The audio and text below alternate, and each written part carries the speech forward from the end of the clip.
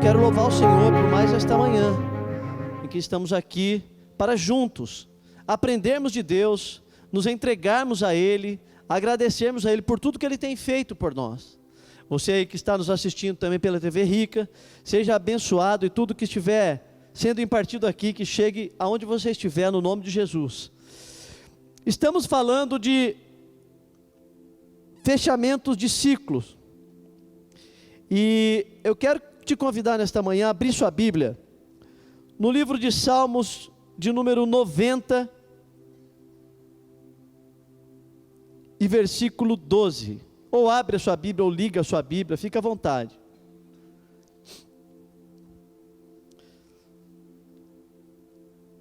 Quem esteve aqui ontem à noite? Quase todo mundo. Foi difícil dormir, porque no espírito a gente fica jubilante, mas a alma ela fica, meu Deus, que bênção. Mas eu quero dizer uma coisa para você, tudo que nós ouvimos ontem, é o que já está dentro de nós, basta a gente visualizar isso com os olhos do Espírito e acessar, porque já está dentro de nós, e o que está em nós é fácil de você acessar, e muitas vezes, na visão almática, é colocado barreiras, para que possamos acessar aquilo que já está dentro de nós. E, gente, não sei o que está acontecendo, meu iPad está fechando toda hora aqui, mas nós vamos caminhar. Diz assim a palavra de Deus, Salmo 90, versículo 12: ensina-nos a contar os nossos dias, de tal maneira que alcancemos coração sábio. Isso aqui é um salmo de Moisés, uma oração de Moisés, que estava pedindo ao Senhor aperfeiçoamento de si mesmo. E quando nós olhamos para a vida de homens e mulheres que estão estabelecidos na Bíblia, registrados na Bíblia, nós podemos aprender muito com eles, aprender com seus acertos, com sua chamada, com a sua bênção, como também aprender com seus erros. Uma prova disso é o homem que na Bíblia, segundo o coração de Deus, que é o rei Davi. Nós vemos neste homem muitas qualidades, muitas coisas maravilhosas, mas também vemos deficiências. Mas não foi por isso que ele não foi visto como homem segundo o coração de Deus, porque Davi, ele era um homem muito direto. Davi não tinha mimimi com ele. Davi errava, ele não procurava ficar se justificando, arrumando um motivo para provar o porquê que ele errou.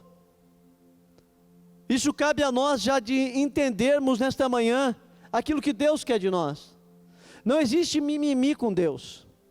Com Deus ele é taxativo, porque não tem como esconder nada dele. Não existe formalidade com Deus é objetividade. Quantas vezes eu falo de mim, um erro, a gente vai orar e fica buscando justificativo. Senhor, tu sabes que isso aconteceu, mas foi, sempre vem o mais isso, mais aquilo. Não, Deus não quer isso de nós. Senhor, aconteceu, eu errei, tem misericórdia de mim, Senhor, eu preciso melhorar. E quando nós falamos de ciclo, é muito importante entender que a vida, de um modo geral, ela é um ciclo, ou ela é composta de alguns ciclos.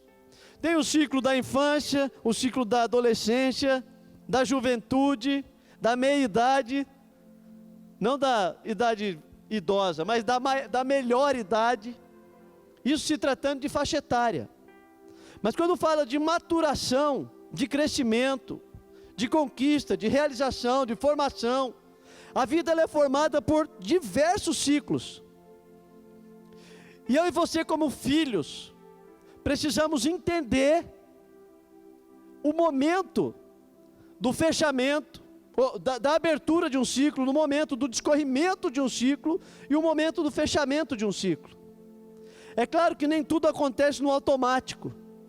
Tem coisa na vida que demora Mas é muito importante a gente entender que a partir do momento que nós compreendemos, vem uma compreensão na nossa mente de que a nossa vida é feita de ciclos, e que eu e você somos espirituais, os ciclos desta vida não passam de aspectos terrenos, que fazem parte para a nossa vida no tempo em que estamos aqui, mas é importante entender como nós vamos lidar com esses ciclos, sem nos ferir, de forma que esse ciclo, eles tragam crescimento para a nossa vida e não destruição.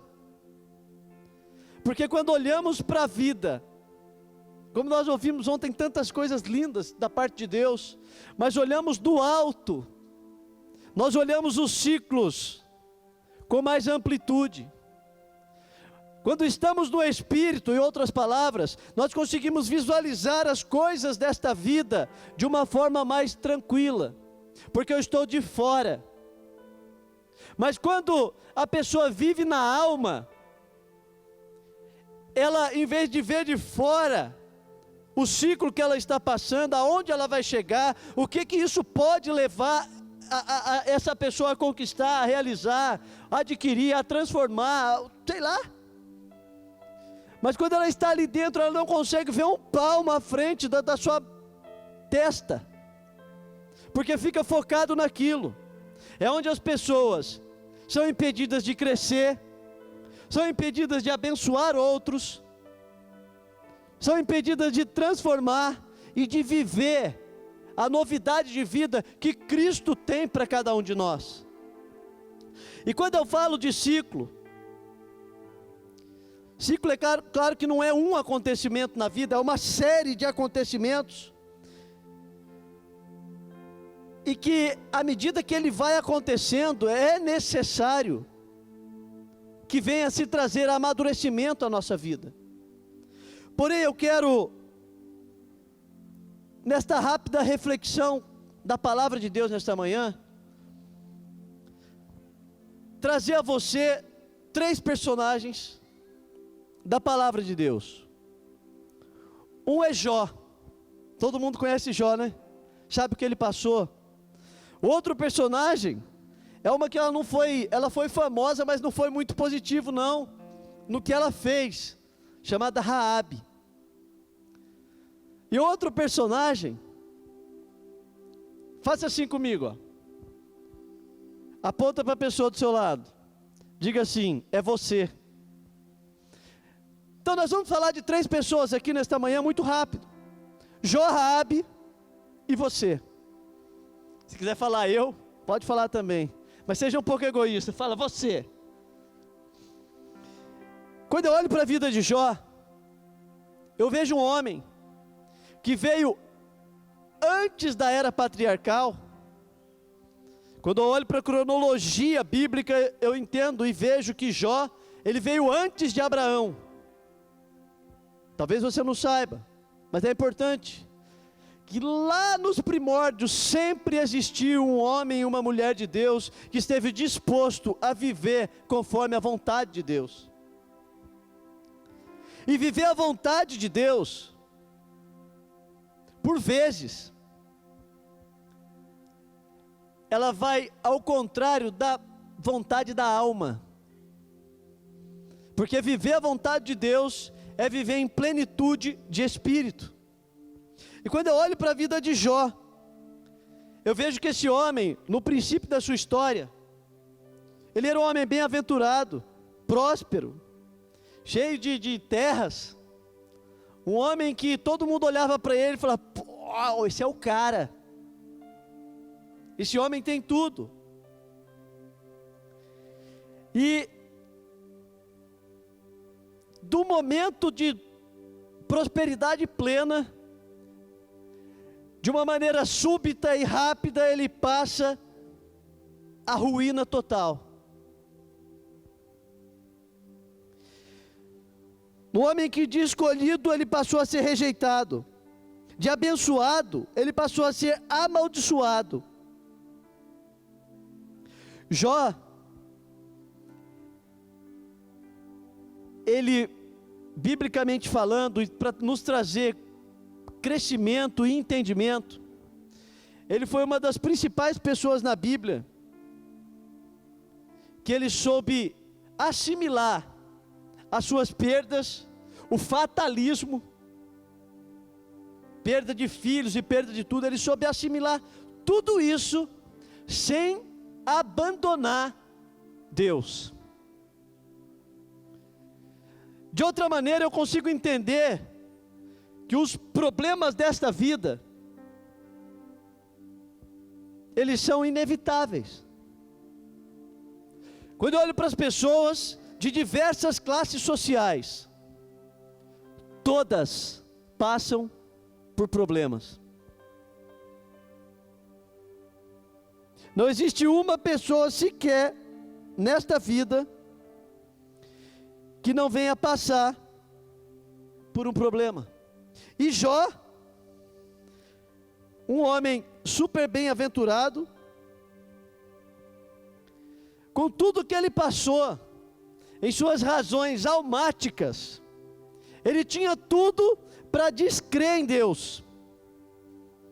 Olha como eu estava. Ele não sabia que aquilo que ele estava passando era fruto de um diálogo entre Deus e Satanás, para que de fato fosse provado a próprio Satanás que aquele homem era fiel. E ele foi passando por tudo aquilo, e na sua alma, se você for analisar friamente, racionalmente falando, ele teve tudo para descrer que Deus era Deus, mas em tudo ele continuou crendo que Deus era Deus. Jó entendeu desde o princípio que ele não era desta terra, que era necessário ele passar nesta terra assim, para marcar o tempo dele, para que quando os seus descendentes tivessem crescido e ele já não estivesse mais aqui, seus descendentes pudessem lembrar dele e falar: aquele foi um homem de Deus, devemos seguir o seu exemplo, independente de bens que ele pudesse ter deixado nesta terra, mas ele sabia que um legado do céu que ele deixasse aqui, ia trazer crescimento, bênção para os seus descendentes. O que deixamos nesta terra de bens, só dá briga depois, é ou não é? Por causa de picuinha, por causa de palha, as pessoas brigam. Mas o que deixamos nesta terra de legado, a unidade, a tranquilidade, a harmonia depois. Porque o legado, ele não diz respeito a coisas temporais, o legado diz respeito a coisas eternas. E eu e você, quando passamos por ciclos, devemos entender o que Deus tem para nós como legado. Jó preferiu a morte do que amaldiçoar a Deus. Quando eu olho para a história desse homem, eu sei que muita gente, eu já ouvi pregações assim, em que criticou a mulher. Olha que mulher insana, mandou Jó amaldiçoar a Deus e morrer. Gente, eu me colocando na história de Jó, é importante, quando a gente vai para a Bíblia, a gente se colocar dentro da situação, porque senão a Bíblia fica um livro de história. Eu fico olhando e entendendo o quadro que aquele homem vivia, o quadro depressivo daquela mulher. Imagina só, ela viu Jó pleno, de uma hora para outra ela viu Jó arruinado. E a Bíblia não diz, mas segundo estudos, Jó, ele viveu aquele tempo, entre 8 e 13 anos da sua vida. Não foi uma semana, não foi um mês, foi entre 8 a 13 anos. E aquela mulher ficava desesperada, e ela era almática, ela não era espiritual. Eu não estou falando que ela era perdida, que ela era má, não, ela era almática, vivia no sentimento de alma. Tamanho era o desespero daquela mulher para ver a solução da vida daquele homem, que ela falou: pô, não aguento mais, olha como que você está. Ela estava depressiva. E quantas vezes as pessoas, de repente, você está passando por um problema, vem querer dar pitaco. Pitaco não, né? Uma opinião saudável. Para querer mudar, e é totalmente contrário daquilo que Deus quer para você. Lembrando que situações em que você e eu passamos nesta vida, diz respeito a estar passando ou transicionando de um ciclo para o outro. E o fechamento de um ciclo, na maioria das vezes, ele diz respeito a uma atitude nossa. É claro que tem coisa que acontece no processo natural. Deus falou comigo há 4 meses atrás. O meu pai foi um grande homem aqui nesta terra. E deixou sim um legado. Mas foi um homem que viveu muito tempo também focado na religião, sem saber. E isso foi passado também para mim. E quando ele faleceu, eu ali triste com a minha alma, alegre no meu espírito, o Senhor falava assim comigo: filho, se fechou um ciclo da religiosidade na sua vida. Falei, amém. Mas a coisa mais maravilhosa com Deus é que quando Deus fala alguma coisa que aconteceu, automaticamente nos próximos dias você começa a perceber a mudança disso. E muita coisa com Deus está relacionado não ao estereótipo, ao físico, está relacionado aqui, ó, à mentalidade.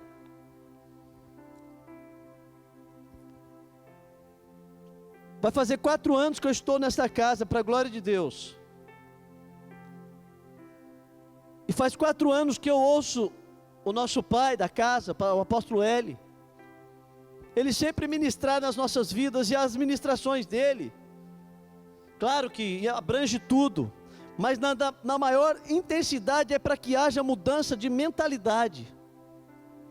Para que a gente transicione sim da mentalidade da alma para a mentalidade de espírito, porque é possível conhecermos a mente de Deus e aquilo que Ele quer para nós. E quando eu vejo Jó, eu entendo coisas para a nossa vida, porque tudo na palavra, a palavra está aqui hoje para nós, para servir de bússola, de orientação, de norte, para aquilo que nós vamos realizar. A Bíblia não é necessário para um animal, é para mim, para você, homem e mulher que Deus deixou nesta terra.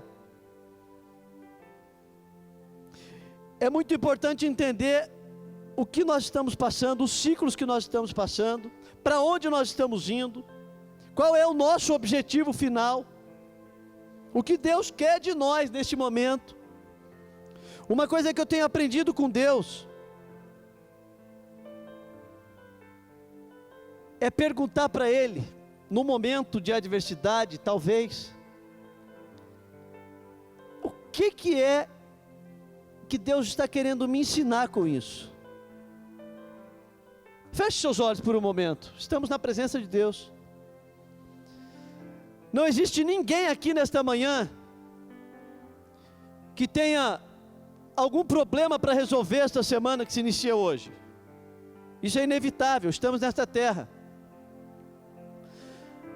E cada um tem uma intensidade de problema, uns muito grandes, outros pequenos. Mas você já parou para pensar, diante dessa situação, o que Deus está querendo te ensinar? Se é você que tem que resolver isso, algo Ele está te ensinando com este problema. E não existe nenhum problema na face da terra que dure para sempre. A Bíblia diz, e ela é clara, que muitas são as aflições do justo, mas o Senhor os livra de todas. Em outras palavras, são os problemas dos justos muitos, mas com a solução de cada um, Deus vai ensinando cada um, e eles vão ficando cada vez melhor, porque os problemas eles não estarão lá, é aqui ó. Ei, você que terranauta. Você veio de lá e está aqui para uma missão específica.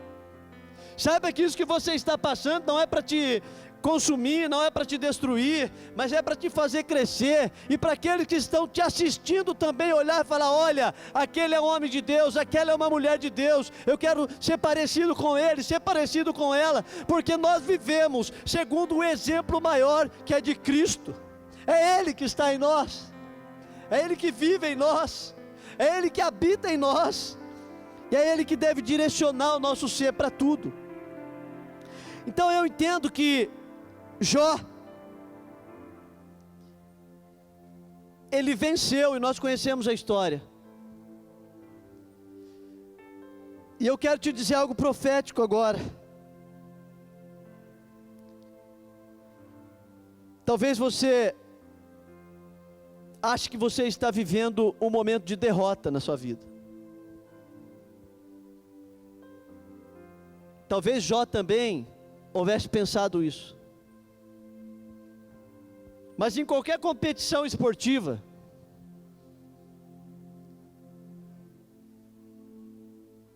o momento da derrota não se caracteriza na trajetória até se terminar. A derrota, ela só se caracteriza no final da situação. E eu entendo que na vida de Jó, Jó sentiu-se em muitos momentos que foi derrotado. Mas ele, assim como Paulo deixou escrito para nós em Romanos, eu entendo que um dia ele conseguiu entender. Romanos diz assim: quem intentará acusação contra os eleitos de Deus? É Deus quem os justifica. Quem os condenará? Será a tribulação, a angústia, a perseguição, a fome, a nudez, o perigo, a espada? Jó sobreviveu à acusação. Jó superou a tribulação, a angústia, a perseguição, o perigo. E lá no final, quem foi caracterizado como derrotado foi o cão, Satanás. Porque lá no início da situação, Satanás falou assim para Deus: ele é fiel também, tira tudo dele para ver. E Deus, na confiança no filho chamado Jó, falou: pode tirar, só não toca na vida dele. Ei, você é filho, você é filha. Você parou para pensar que o mesmo amor de Deus para com Jó é o mesmo que tem para com você? E eu quero falar algo, eu vou falar de você já já, mas nós vivemos algo muito mais maravilhoso do que Jó, que foi um exemplo de vida, que foi um homem que nos ensinou a passar pelos ciclos sem querer pular etapas. Mas eu e você temos dentro de nós a vida de Deus plena, dioturna, em todo o tempo. Sabe o que é estar dioturnamente com Deus em nós? Em cada milésimo de segundo a presença dele está em nós. Aonde você vai, a presença dele está com você. Você está feliz, a presença dele está com você. Hoje eu estou meio triste, mas a presença dele está com você. Nós não vivemos lei, nós vivemos graça. E desfrutar da graça de Deus é algo incomparável. No primeiro livro do apóstolo Lucas Marques, você pode ler, nós encontramos uma passagem a respeito de graça. E a Bíblia diz que as misericórdias do Senhor, elas se renovam a cada manhã. Só que eu aprendi com Deus pela Bíblia que a misericórdia não é para nós mais. Eu falei, lá vem esse pastor com heresia, né? A misericórdia é para o perdido. O perdido desfruta da misericórdia do Senhor todas as manhãs de uma forma renovada. Mas eu e você ultrapassamos de desfrutar da misericórdia. Sabe por quê? Porque eu e você desfrutamos da plenitude da graça de Deus todos os dias. A partir do momento que nos tornamos filhos, Nós não precisamos mais de misericórdia, porque a graça dele já inundou o nosso ser, e nós vivemos de graça em graça, de graça em graça, todos os dias desfrutando dele, passando por ciclos. Mas Jó foi o vencedor, e deixou um grande exemplo para nós. Mas daí eu olho para a Bíblia e eu vejo lá no início, uma mulher chamada Raabe, uma meretriz, uma prostituta, que a Bíblia não fala de uma forma complexa, mas eu entendo que ela era conhecedora das vitórias do povo de Israel e das promessas para o povo de Israel. Tanto é que ela protegeu os espias, ela mentiu lá para os agentes do rei que chegaram para matar os espias, já desbaratou eles para outros caminhos, numa corda lá com um lençol de escarlate, mandou eles fugirem, ensinou o caminho para eles, protegeu eles. Eu entendo que inconscientemente Raabe, a Bíblia não diz, mas eu posso imaginar, não tem nenhum problema disso. Raabe, com sua atitude de proteção aos filhos de Israel, que é o povo de Deus, ela fechou um ciclo de condenação para a vida dela e para a sua família. Tanto é que quando olhamos na história, quando o exército de Josué entra de fato na cidade, os únicos que foram poupados foi Raabe e sua família, porque ela protegeu. Só que não fica aí. Quando eu vou para Mateus, capítulo 1, versículo 5, quando Mateus está narrando a genealogia de Jesus, Mateus vai lá e fala: e Salmão gerou a Raabe, Raabe a Boaz, e Boaz gerou de Ruth Obed, e Obed gerou a Jessé, pai de Davi, e Jessé gerou a Davi, o rei de Israel, e da descendência de Davi veio o rei dos reis.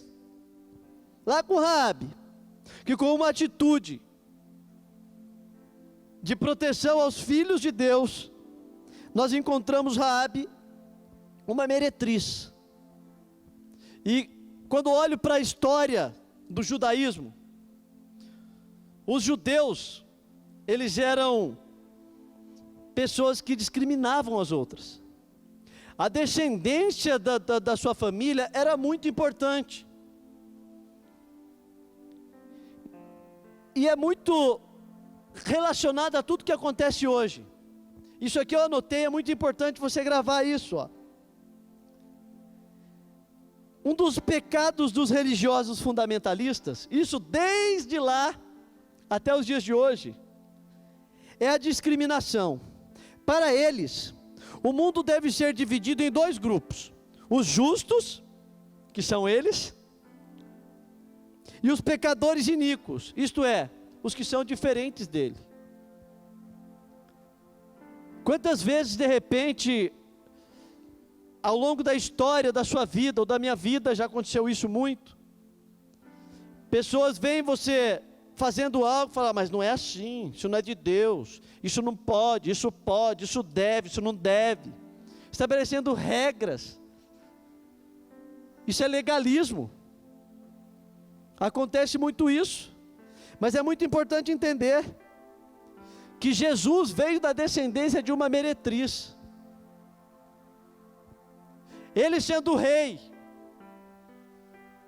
não usurpou, ele se desvaziou de toda a sua glória no céu, e se fez homem, como eu e você, para mostrar, como exemplo humano, que é possível vencer. Que você e eu, nós não estamos aqui à toa, nós estamos aqui com um momento específico, com uma responsabilidade específica de proclamar o reino dele. E o reino dele está dentro de nós. O céu está dentro de nós. Isso é muito doido. Mas é pelo Espírito que devemos pensar nisso. Que lindo. Isso é graça. Um ser, aqui ó, nesse corpinho, faça assim com você, nesse corpinho, que se tombar aqui ó, Se Deus fechar a torneirinha do oxigênio, daqui a algumas horas, se não tratar, está fedido. Mas é o corpinho. Esse ser, que é um vaso de barro, habita um tesouro maravilhoso, que é o próprio Senhor. Isso é glorioso, faça valer este ser. Eu costumo dizer que nós que vivemos no Espírito, nós precisamos entender os elementos que compõem o nosso corpo de uma forma geral, o nosso organismo, que é corpo, alma e espírito. Assim como Deus Pai, Deus Filho e Deus Espírito Santo. Eu sou um espírito, eu tenho uma alma, que se faz necessário para resolver algumas coisas aqui nesta terra, e eu habito em um corpo, que sem esse corpo eu não vou para lugar nenhum. Eu estou em espírito, ligado com Deus. Eu tenho uma alma, porque precisa resolver, precisa utilizar de inteligência para resolver as coisas. E sem esse corpinho aqui, que só presta para ser locomovido, levar o espírito e a alma, eu não vou para lugar nenhum. E eu preciso entender isso.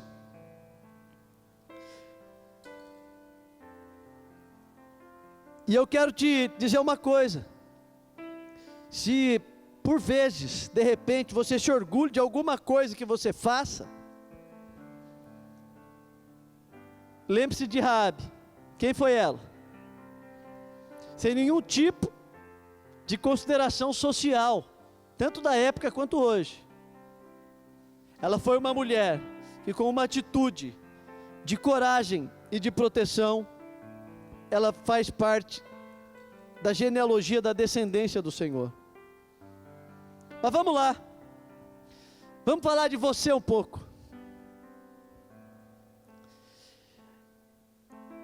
Os ciclos da sua vida até hoje é você que sabe. Se eu for dar testemunho da minha vida, uma pessoa que nasceu em berço esplêndido, quer dizer, em berço evangélico, fui criado na igreja, cheio de repressão, de religião, de que não pode, na juventude, fui querer olhar pela janela, enfim, sofri o acidente que todo mundo conhece, vivi o milagre de Deus. Hoje, como consequência da desobediência, é muito importante ressaltar, o que Deus quer para mim e para você, é obediência plena. E a obediência, ela é cega, surda e muda. O que Deus falou é isso, amém. E amém, assim seja. E muitas vezes, para Deus cumprir aquilo que Ele tem para você, Ele espera que você viva da maneira dEle. E a maneira dEle, na maioria das vezes, nós temos que nos dispor de paciência, de perseverança, porque se Ele falou, Ele vai cumprir. Hebreus 10, 23 diz que retenhamos firme a confissão da nossa esperança, porque fiel é o que prometeu. Se Ele é fiel, Ele falou, fique tranquilo. Só que é tudo no tempo dEle, no Kairos. Sabe como que funciona o tempo de Deus? Não é como o nosso, Cronos. Hoje, amanhã, semana, mês, ano, década, século, milênio. Não existe isso para Deus. Deus, o ontem é agora. Para Deus, o amanhã é agora. Para Deus, daqui 5 anos é agora. Então Deus não age nunca para depois com você. Deus sempre age agora. E se Ele falou que Ele vai cumprir, viva o agora de Deus, porque vai ser cumprido agora para Ele. E temos que entender isso. A ansiedade tem tomado conta muitas vezes do ser humano e feito com que as pessoas venham a pular etapas de abertura e fechamento de ciclo. Porque amanhã, porque o mês que vem, não existe amanhã, existe hoje. O que está estabelecido para você fazer hoje? É claro, que pela nossa razão nós temos que ter sim planejamento, mas o Deus do agora, Ele é Deus de surpresa também. Ele é Deus que quando Ele vê que estamos de fato vivendo segundo a vontade dEle, Ele vai fazendo com que a gente entenda que tudo que estamos passando faz parte da vitória plena ali na frente. Porque quando eu falo de amanhã, olha, amanhã eu vou fazer isso, amanhã eu vou fazer aquilo. Quando você chega para fazer amanhã, o amanhã já não é mais amanhã, é hoje. Então não existe amanhã, o amanhã é uma preocupação desnecessária. Ocupe-se com hoje, sabendo que se você fizer a sua parte hoje, os ciclos se abrirão e se fecharão no tempo de Deus, e a sua vida e a minha vida estaremos sempre em plenitude. Precisamos sim abandonar pensamentos almáticos. A alma, ela sempre quer para ela, e ela jamais vai se converter. O que Deus deseja para mim e para você é, vivendo uma vida no Espírito, você acalente a sua alma dos desejos dela, que ela nunca vai se converter.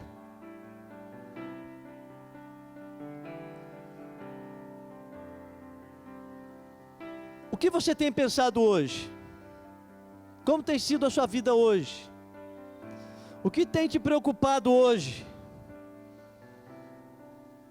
Quando eu falo de vida, o aspecto da infância até o final da vida, toda a nossa vida ela é uma consequência das nossas atitudes, das nossas ações, palavras. O que você tem pensado? Esta manhã é uma manhã muito importante para você fazer uma reciclagem dos seus pensamentos. De repente colocar os seus pensamentos na morsa do Espírito e massacrar esses pensamentos que não têm te feito bem. O nosso espírito ligado em Deus, ele serve para isso também, para nos ir moldando, nos formando, para que os pensamentos que diz respeito à alma estejam, e a gente viva pelo Espírito.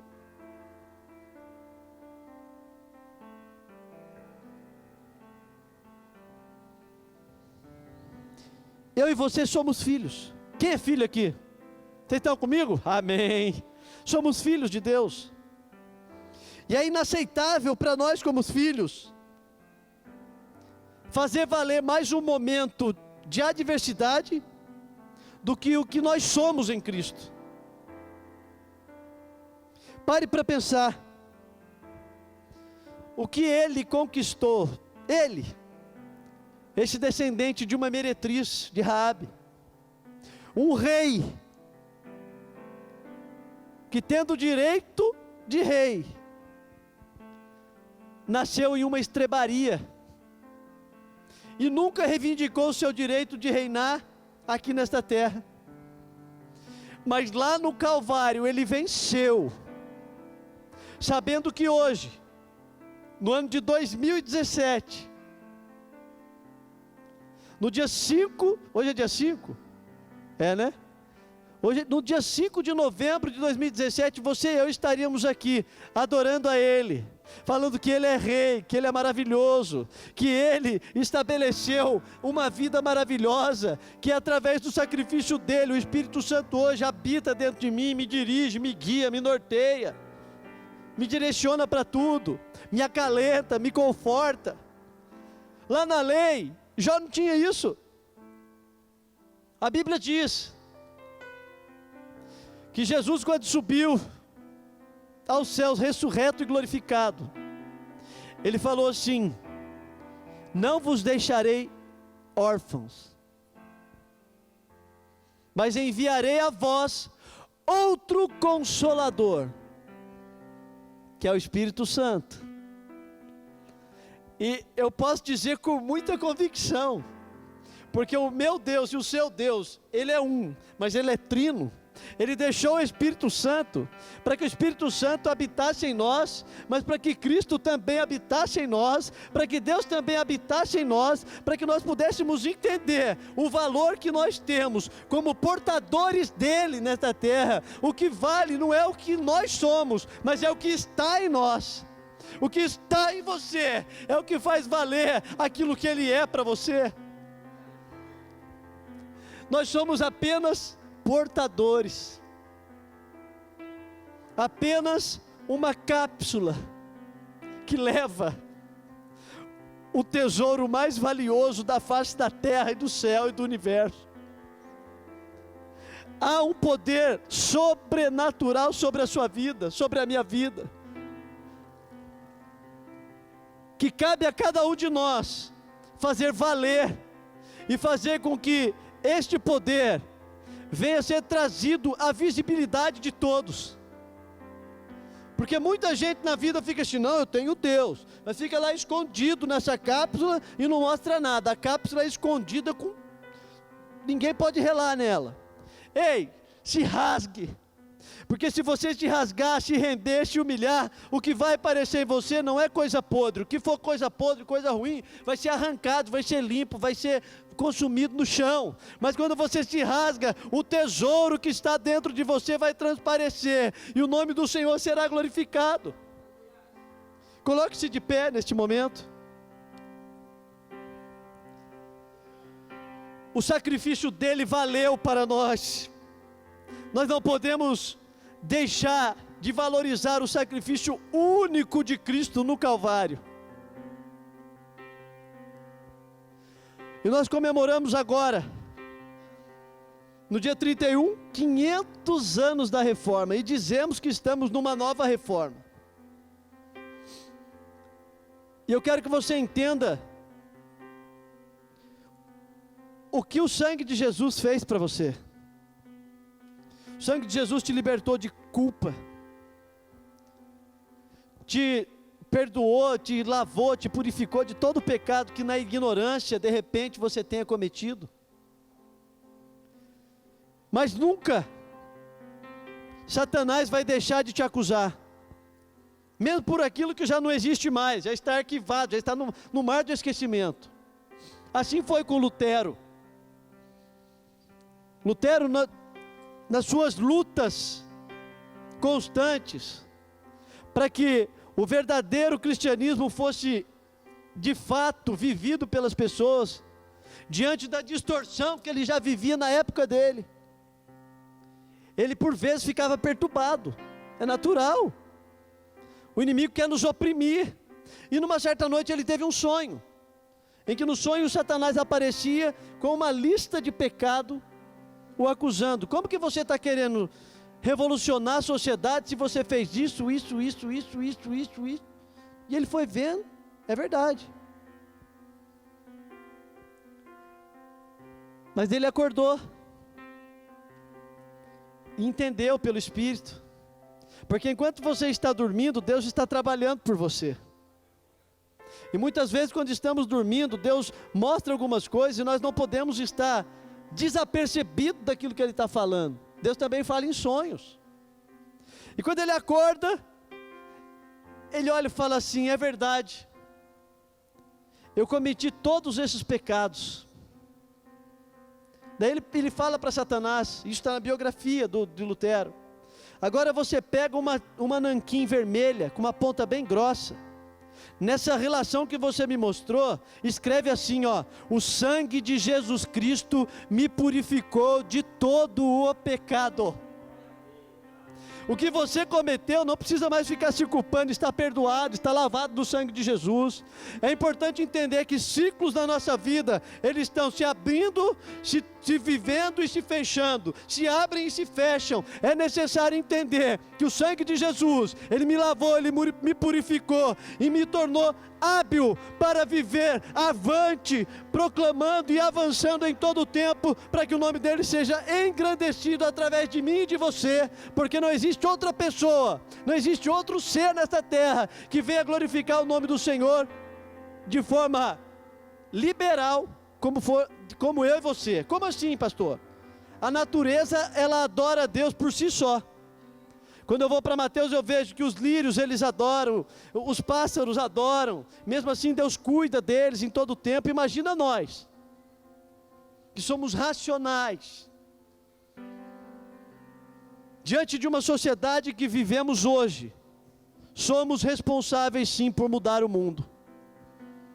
E eu não posso ficar com um pensamento religioso, falar, irmão, Jesus está voltando, é assim mesmo, eu sei, amém, glória a Deus, mas e a minha responsabilidade, a sua responsabilidade? Será que temos que cruzar o braço? Não, temos a necessidade de descruzar o braço e agir conforme Deus quer para cada um de nós, amém, queridos? Feche seus olhos no nome de Jesus. Pai, eu quero te louvar, Senhor, por este tempo.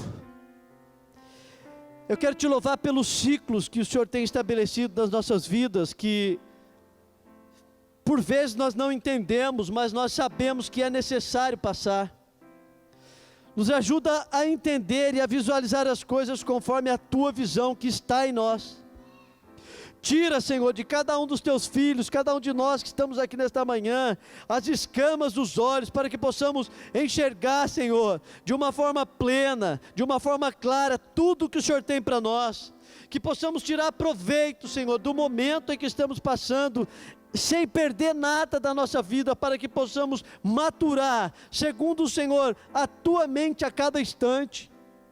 Eu ministro, Senhor, a tua bênção para a vida de cada um dos teus filhos nesta manhã, e que a tua palavra, ela venha ser, Senhor, como a semente que venha germinar, brotar, e dar muitos frutos para a glória do teu nome, Senhor, amém.